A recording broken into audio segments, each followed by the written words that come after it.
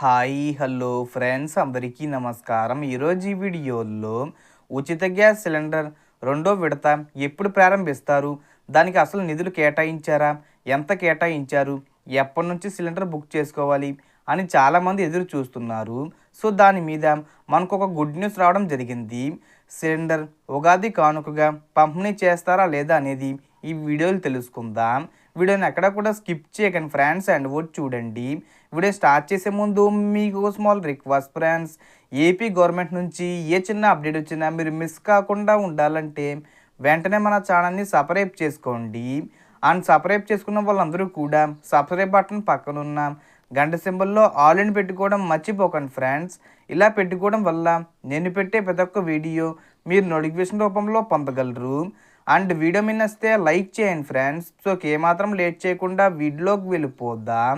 So మన CM Chandrababu Naidu గారు assembly budget సమావేశాల్లో ఏదైతే ఈ దీపం పథకం అంటే మహిళలకు సంవత్సరానికి 3 ఉచిత సిలిండర్ల కోసం 2,000 కోట్లు కేటాయించడం జరిగింది.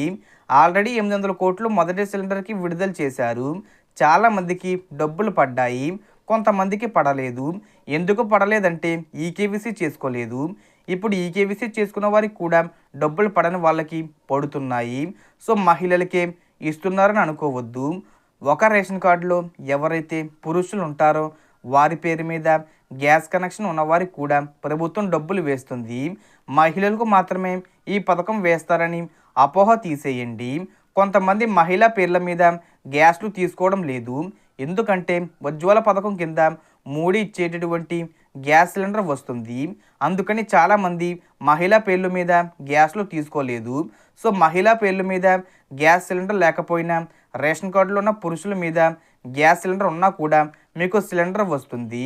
ఫర్ ఎగ్జాంపుల్ నేనే, మా గ్యాస్ సిలిండర్ మా అమ్మ పేరు మీద లేదు, అయినా మా డాడీ అకౌంట్లో డబ్బులు పడ్డాయి. అందుకని మహిళా పేరు మీద గ్యాస్ సిలిండర్ లేకపోయినా మగవారి పేరు మీద కూడా సిలిండర్ వస్తుంది. సో రెండో సిలిండర్కి 2,000 కోట్లు విడుదల చేయడం జరిగింది. అంటే ప్రతి సంవత్సరం కూడా 3 సిలిండర్లకు సంబంధించి 3,000 కోట్లు విడుదల చేస్తారు. ప్రస్తుతానికి 2,000 కోట్లు కేటాయించడం జరిగింది. ఇక నుంచి మనం మొబైల్ ఐవీఆర్ఎస్ ద్వారా రెండో సిలిండర్ బుక్ చేసుకోవచ్చు. సో ఎప్పటి నుంచి బుక్ చేసుకోవాలంటే మనకి మార్చిలో ఉగాది నుంచి మరలా స్టార్ట్ అవుతుందని అంటున్నారు. ఎందుకంటే ముందు మార్చి నుంచి రెండో సిలిండర్ బుక్ చేసుకోవచ్చని చెప్పారు. మార్చ్ ఎండింగ్ నుంచి లెక్కేసుకుంటే ఏప్రిల్, మే, జూన్, జూలైకి 4 నెలలు, August, September, October, November ending వరకు 4 నెలలు. సో ఈ 4 నెలలు ఆ 4 నెలలు అలా సంవత్సరం పూర్తవుతుంది. మళ్ళీ డిసెంబర్ నుంచి మొదటి సిలిండర్ ప్రారంభించడం జరుగుతుంది.